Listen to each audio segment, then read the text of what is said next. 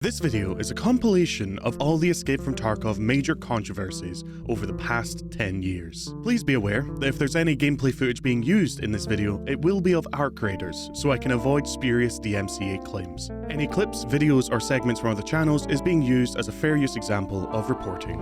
Thank you for watching. Escape from Tarkov is a wonderful example of a modern game rife with controversies and greed. So many controversies, in fact, that you would be forgiven for not remembering even half of them that have happened. So allow me to present to you all, fans or detractors of Escape from Tarkov, a timeline of the most pertinent examples of the controversies that have surrounded Battlestate Games since their evolution from Absolusoft in 2016. I've been playing this game since the 31st of January 2018, and while yes, I do suck at this game, I'm going to try to keep this as unbiased as possible. I am also a consumer of Escape from Tarkov, an ex-customer of Battlestate Games, but I am simply going to try to report on the facts as they come. Be aware of some of my biases, as I do dislike the practices that Escape from Tarkov have done. So let's take a journey back through time to an era where Russia wasn't being massive wanks to Ukraine, COVID didn't exist, and the world seemed just a little bit nicer. On the 5th of November 2015, a little boy with a dream releases a trailer for the upcoming new hardcore MMO FPS, Escape from Tarkov. This innocent and precious individual is none other than our protagonist of this video, Nikita. Unfortunately for Nikita, there's a certain amount of baggage being dragged behind his brand new company, Battlestate Games. Baggage that is dug up a staggering 5 years later by a Reddit user named MistakeNot_. See, a little digging in the past of the lead developer Nikita Buyanov turns up some very interesting footage on his previous work in the games industry. Okay, I'll say it. They are a serious issue that works two ways. For me, it was a revelation. How you take it is up to you. If there are a lot of hackers, people start to spend more on premium features, because they are creating discomfort for other players, and the main rule to force premium on the user, comrades, is to make him uncomfortable. He thinks, you bastard, and buys all the premium fluff he can get his hands on thinking he will win. But nope, it's a dead-end kind of thing. But it increases revenue for sure. We improve cheating countermeasures regularly, implement more and more complex solutions, and we clearly see correlation with reduction in premium purchases. The reason why I'm bringing this up at the beginning of the video is to add more context to a lot of Battlestate Games' actions and reactions in the future. We skip past the closed betas and alphas to July 2017, which is the first date of the quote-unquote closed beta, whereupon Battlestate Games would sell access to this closed beta for the full price of the complete game. Included in this launch are several versions of the game: Standard, Left Behind, Prepare for Escape, and the Edge of Darkness Edition. Notably, the Edge of Darkness Edition got access to an extended alpha in the December of the previous year, encouraging more people to purchase this edition. While there were some criticisms of the pay-to-win aspects of the release, overall the launch was considered successful. Notably, the Edge of Darkness Edition was called a limited edition, which is not acted upon until April 2024, and within this bundle was a promise of free access to all subsequent DLCs. This will become important later. 15th of October 2017. Between July and October is a period of relative peace and quiet, with content creators big and small hopping on the game and exploding in popularity. However, this piece would come to be tested on the 15th of October 2017, when two nuggets of information threatened to break the uneasy quiet on the front lines. User John Wesley Deuce Vault on Reddit makes a post highlighting a growing negative sentiment in the community regarding the draconian anti-cheat methods being deployed by Battlestate Games, wherein if you have any form of flagged program launched or minimized on your PC while Tarkov is opened, you are banned from the game permanently. This issue persisted for some time, and one of the bigger outcomes of this controversy was the highlighting of their inconsistent, inefficient, or disrespectful customer service, with some users, flying quads, reporting that they were simply being ignored by customer service regarding this issue. Customer service from Battlestate Games would not improve over the following 8-year life cycle, and in some cases become significantly worse, with this being one of the first examples I could find of it being a problem. Unfortunately for Battlestate Games, this was not the end of their woes on this day, as later on, Sid Alpha would release a Dirty Devs video regarding Escape from Tarkov, discussing in depth depth their issues with customer service, specifically regarding their refund policies and reactions to criticisms within the community. Regardless of the extremely large amount of support shown to them by Big Fry TV, even one single act of speaking honestly and openly was enough for Battlestate Games to revoke his permissions to even discuss the game, let alone produce videos or stream gameplay. In addition, the developers have responded negatively to their regular customers as well. At the beginning of August, the entire Australian player base found themselves unable to connect to the game's servers. As the problem drug on for an exceptionally long period of time, people began making discoveries of their own, and accusations started coming out due to the general lack of response from the developers. And when the developers did finally respond, they engaged in insulting comments such as "put the tinfoil hat down," and were in general extremely dismissive of their customers' concerns over the whole debacle. Sid Alpha also discusses the unprofessional conduct of the Battlestate Games staff members regarding Australian customers who've had a prolonged period of server issues. Interesting to note that despite this video being 8 years old, it has had a recent resurgence a year prior, with many existing customers of Battlestate voicing their displeasure at this being an ongoing issue even now within the community. The 17th of December 2018. The following year for Tarkov was relatively quiet for my research, with balance patches and quality of life features being pushed, even while Battlestate Games continued to ignore the previous controversies and plow on ahead regardless. Unfortunately for Battlestate Games, content creators were still being vocal regarding the ongoing issues regarding the refund policies being illegal in various countries, and, in an attempt to suppress this dialogue, Battlestate Games issued 44 spurious DMCA takedowns against YouTuber Eroctic. Eroctic had made the grievous sin of covering an alleged data mine that had potentially leaked the passwords and banking details of up to 2 million registered players. Battlestate Games filed a DMCA takedown, hitting Eroctic's channel with 44 strikes for covering both the data mine issue, but also his concurrent issue regarding his Escape from Tarkov account being compromised and stolen. Battlestate Games refused to refund Eroctic for this account, and instead opted to ban the stolen account for, quote, cheating, which would prevent Eroctic from pursuing a refund via Xsolla, the payment processor of choice for Battlestate Games. Later that same day, following another exceptional video from Sid Alpha, Battlestate Games would release a press statement on Facebook, where they openly discussed their intentions to continue this behavior into the future. This would not be the last time that Battlestate Games would weaponize spurious DMCA claims to silence criticisms, valid or otherwise, in an attempt to suppress negativity regarding their game and their conduct. 7th of January, 2020. On the 7th of January 2020, VideoGamesChronicle.com released an article on the topic of female characters in Escape from Tarkov. In this article, they reference a 2016 interview with developer Pavel Dyatlov, who is quoted as saying that Battlestate came to the conclusion that women are not allowed to be in war, as a woman can't handle that amount of stress. End quote.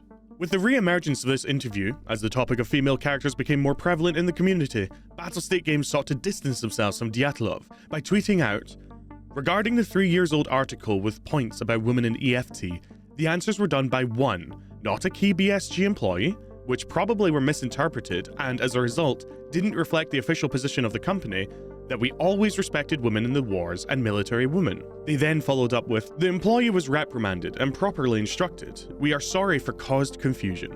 Battlestate Games would follow up this with a clarification that they would not be adding playable female characters for lore reasons and the enormous amount of work required for animations, gear, clothing, etc. Pavel Dyatlov would either be let go or depart from Battlestate Games a month later. Later the same day, prominent content creator Pestily releases a rant video discussing various issues with Escape from Tarkov, including real money transactions, exploits, cheaters, and the future of the Edge of Darkness Edition. He theorizes that the Edge of Darkness Edition will be removed in a future update and replaced with something of the same price, but without the free access to all subsequent DLCs. This aged very poorly. He also goes into detail about how cheaters are directly funding the RMT market of Tarkov, RMT being real money transactions, where players will pay real money outside of Tarkov's economy to cheaters to supply them with rare items and gears. Discourse around RMT and cheating has been prevalent in Tarkov since its inception. However, it would all come to a head later in 2020, 26th of February, 2020.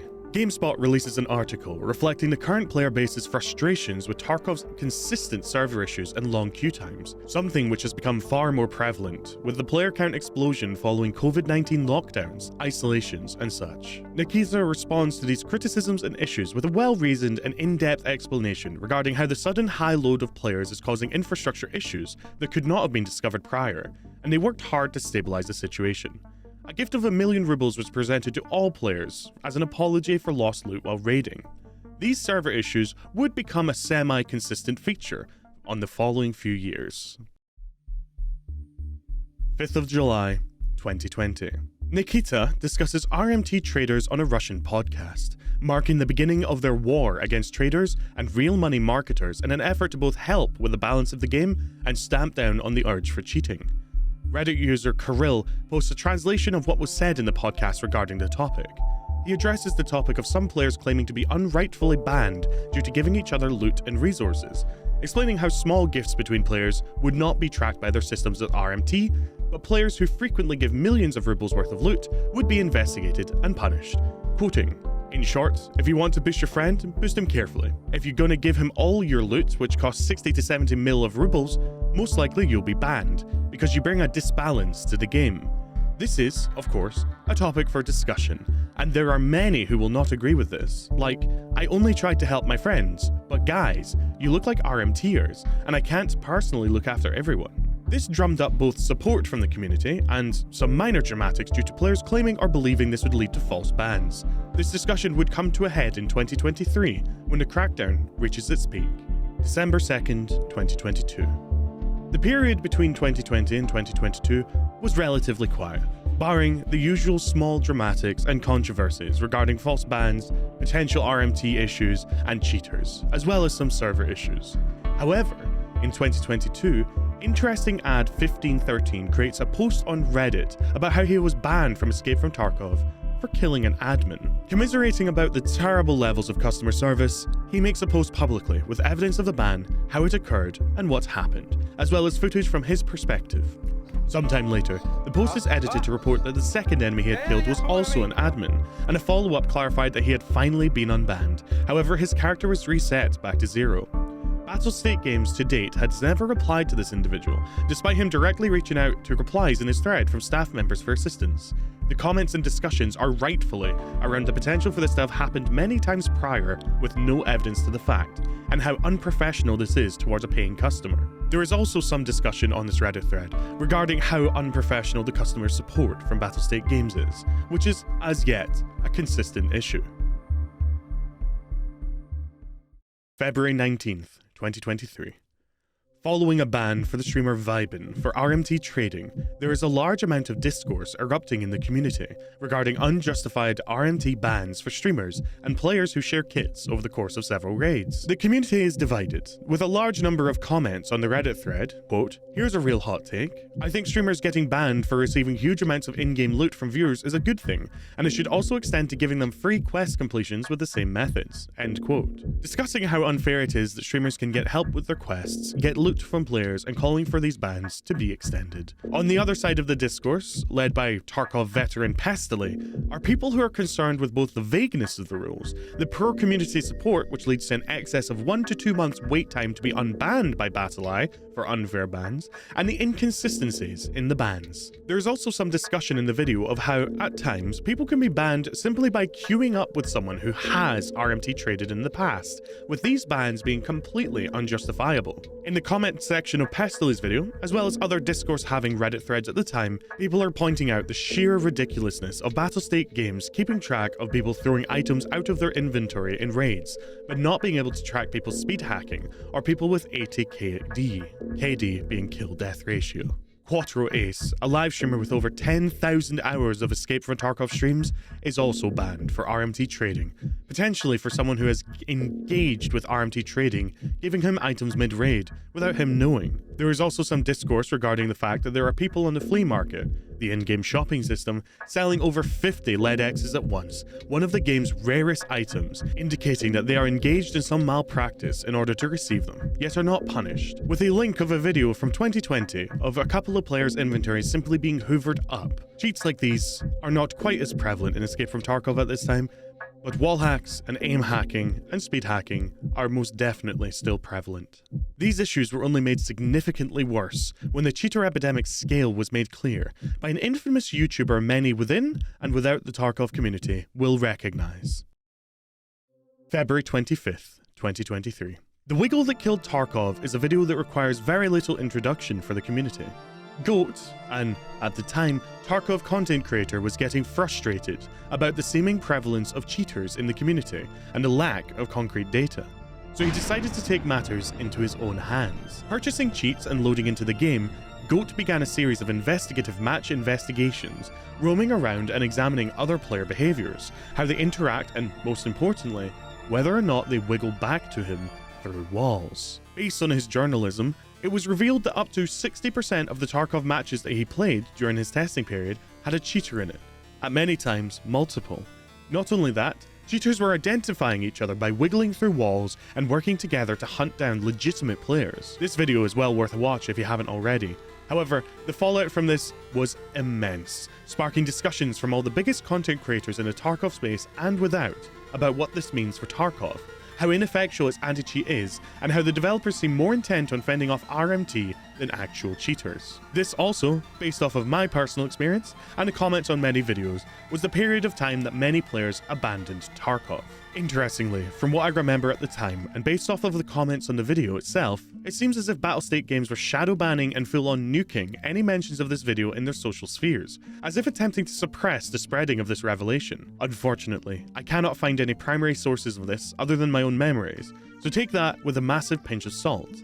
It can be said that this is one of the most egregious failings of Battlestate Games to this point, and for the following year, all of the controversies around the game were around this cheating epidemic, real money transactions, false bans, and major performance issues, none of which were fully addressed before the next major controversy. March 30th, 2023. Following an anti-cheat security patch for the game, the Escape from Tarkov launcher suffered a security breach that allowed hackers to replace the announcements text with an advertisement promoting cheating services. A Reddit post is made a day following the breach by the Tarkov moderator account on the Tarkov subreddit, reassuring players that the breach was minor and only the announcement box on the launcher was compromised. The announcement box on the launcher is taken down and restored several days later. However, confidence is once again shaken in Battlestate Games' ability to guarantee the safety of its user base at large. June 23rd, 2023. Battlestate Games announces their intentions to begin banning the accounts of any players who either data mine the game or share the information found by data mining, including the Wikipedia article editors who keep the wiki up to date with bullet information, armor information, and similar important facts required to remain competitive in the experience. This news is large enough to make it onto the PC Gamer news website with an article. Escape from Tarkov studio threatens to ban anyone who shares information gained from illegal data mining. One day later, prominent community member, data miner, and live streamer Logical Solutions is banned from the Escape from Tarkov permanently. After some back and forth, Logical Solutions rightfully points out that being banned for old data found before Battlestate Games announced their Crackdown was unjust, and his account was restored shortly after. Once again, the community finds themselves at odds with the logic behind Battlestate's intent, with both the data mining ban, considering how vague and obtuse the developers are with announcing hard numbers for things, and the retroactive application of this ban to target prominent community members. February 5th, 2024. Battlestate Games announces microtransactions for their game, allowing players to pay real money in order to access co-op practice mode in the game. Edge of Darkness Edition owners are given access to the PvE co-op mode for free due to their access to all future DLC products clause in their purchase. However, far more controversially, Battlestate Games also announced on the same day the ability to purchase stash lines for €3 apiece. This is a controversial move in the community, though not as much as many would have expected, with a large outpouring of support for the developers for this change coming from many on the threads created on the subject. This change brought attention from prominent content creators like Pestily, as well as coverage on prominent news platforms such as NME and DualShockers, who also deep dove into the Reddit threads about the subject, picking out a similarly tentatively positive vibe as I have, with some users asking for additional transactions to allow for hideout customization and more clothing options. Nikita took to a Reddit thread to post about his perspective on the matter, stating, quote, "So the thing is that we want to add purchasable options for EFT players cause we removed the EOD version and some of the EOD features need to go back, offline co-op for example. The game is running for 8 years without any additional flow. You just buy and play it forever, and it's a pretty unique situation for a game such as EFT. In the upcoming patches, we want to add stash expansions for every version available, up to 28 additional lines of stash space, clothing early unlock, ability to play offline co-op, an Edge of Darkness feature. There will be no in-game money, items, weapons, gear package purchases, and so on. No boosters also. Also about stash expansions, later you will also have an option to earn that lines in the game too without spending any money. Tell us, what do you think? Thanks. Overall, this controversy came and went with minimal splash due to the promise of not including in-game cash, items, or gear being added down the line. April 25th, 2024. April 25th, 2024 opened up with an announcement from Battlestate Games.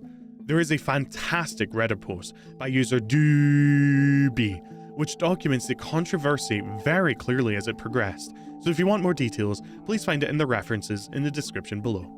I will summarize briefly. Battlestate Games announced a brand new edition for Escape from Tarkov, the Unheard Edition. This edition would be the replacement to Edge of Darkness, as theorized by Pestile several years prior. However, the release of it came with many caveats that soured relations with this community significantly. The Unheard Edition came with many perks, including several pay-to-win mechanics and benefits unique to the edition. The biggest controversy, however, was the inclusion of a PvE mode, a game mode players of Escape from Tarkov have requested repeatedly for many years. This DLC would be unique to Unheard Edition, causing Edge of Darkness Edition users to feel snubbed and lied to, as their edition had very clearly stated that they would get access to all future DLC releases. To obfuscate the issue, Battlestate Games removed the promise of all future DLCs from the Edge of Darkness Edition, which was spotted by some viewers and is shown in this landmark clip. This behavior, alongside the dramatics on Twitter from Battlestate Games doubling down, led to a massive backlash from the community, and competitors of the game seeing the opportunity to attack Battlestate Games replied to them on Twitter, promoting their own experiences, which Battlestate Games replied to incredibly unprofessionally. The following day, Nikita doubled down on the decisions, trying to appease the community with small amounts of the benefits that the new Unheard Edition would get. However, the community does not bite, especially when a Q&A is leaked between Nikita and a Discord personality named Emmy, where Nikita makes vague comments like, "It's time to understand who are the true believers," and making a hard stance on refusing to capitulate to the community further. This causes even further frustration when the following day, Nikita releases yet another Reddit post, quadrupling down on the decision, claiming that the PvE mode is not DLC. He claims that the PvE mode will be available to all Edge of Darkness Edition owners following the full release of the game, which would occur 1 year and 6 months later. Players are not happy, and even the moderators of the Reddit stickied their own post, replying with many of the community's valid criticisms of this behavior and many pertinent questions to the issue. This controversy has reached the point where official PC news agencies are beginning to pick up the story, with PC Gamer releasing an article criticizing the half measures Battlestate were taking to try to appease the players, including now punishing all owners of packages below Edge of Darkness by giving Edge of Darkness Edition owners priority queues, punishing everyone else who has purchased the game. Considering the frequent server issues that Escape from Tarkov still suffers from, this is a kick in the face. Over the course of the next several days, Battlestate Games continues to make more and more compromises, until finally Nikita decides to grant Edge of Darkness Edition owners access to the PvE mode for free in waves. The backlash from the community begins to subside, with the fallout of this being many players feeling disenfranchised with Battlestate as a developer, and many others feeling they can no longer be trusted. Tournament organizer, Evasion_GG, make a Twitter post claiming their lack of surprise at the scummy tactics shown in this controversy, alluding to behind-the-scenes dramatics that have caused them significant stress. As a final recompense, on the 1st of May 2024, Nikita takes to Reddit to announce yet more pay-to-win features being granted to the Edge of Darkness Edition owners, with many community members feeling that this is both going to hurt the game in the longer run and a bribe to try and silence the criticism once and for all. And this brings us to the most recent controversy from Battlestate Games. It is important to realize that while Battlestate Games attempted to patch over many of the issues listed previously, the remaining community around Tarkov is still overly unsatisfied with the performance issues, the pay-to-win mechanics, the way bans and customer support is handled, and much, much more, with very little capitulation from the developers in this time.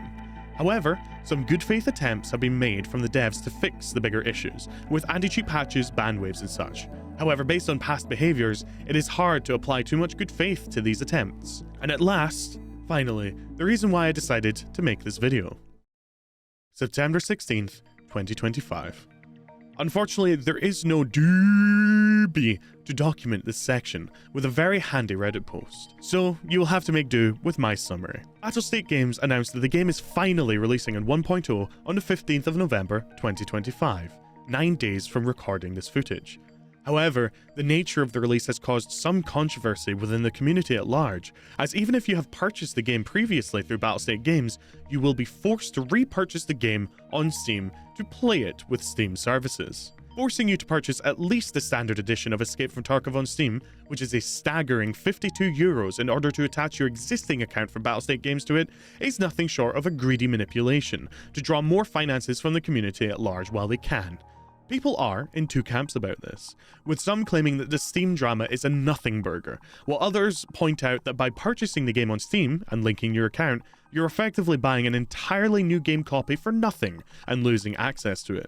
My personal perspective on this is quite simple. Battlestate Games are effectively charging its users €52 in order to access Steam functionality to play with their Steam friends. And it is the final controversy in the lifecycle of the game that, when it releases in November 15th, with its unoptimized software, cheating epidemics, pay-to-win mechanics, and lack of community support, will lead to overwhelmingly negative reviews from customers who find a lack of functionality to be the least of their issues. Furthermore, based on historical evidence, I allege that there will be very little support for Tarkov moving forward, with the cheating epidemic eventually becoming so overwhelming that players are forced away from the game, as Battlestate Games will see no financial incentive to support the game post-release, after taking the community for as much as they could. And that, as best as I could, with as much research as I could do, is a brief summary of the major controversies in the lifetime of Battlestate Games and Escape from Tarkov. A timeline of greed and controversy indeed. I see no future where this game lasts more than a year or two post-release, unless Battlestate Games puts their all into supporting the community and upping their anti-cheat methods. Unfortunately, based on historical evidence, I allege that this will not be what they do. Thank you to my patrons for their endless support. Their names are on screen, as you can see. The next video will be something significantly more fun, as I've restarted the Darkwood project, following the announcement of Darkwood 2. Apologies if this was a more dry topic, but I wanted to ensure there was a comprehensive list of all these issues. There are a significant number of smaller controversies and issues within the community at large that I could not address, for this video would be 10 hours long, and the mountain of research that you would need to do in order to dig them all up would be extraordinary. Please find below a list of my references and Reddit threads, YouTube content creators mentioned within this video, etc, etc. Thank you for watching, and please, if you must support a company, support them if they deserve it, not because you just like their game. It is safe to say, this is off script, that Battlestate Games has been a massive wank to their community. Allegedly.